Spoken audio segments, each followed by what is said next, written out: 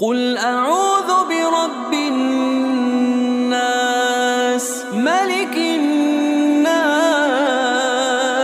إله الناس من شر الوسواس الخناس الذي يوسوس في صدور الناس من الجنة والناس.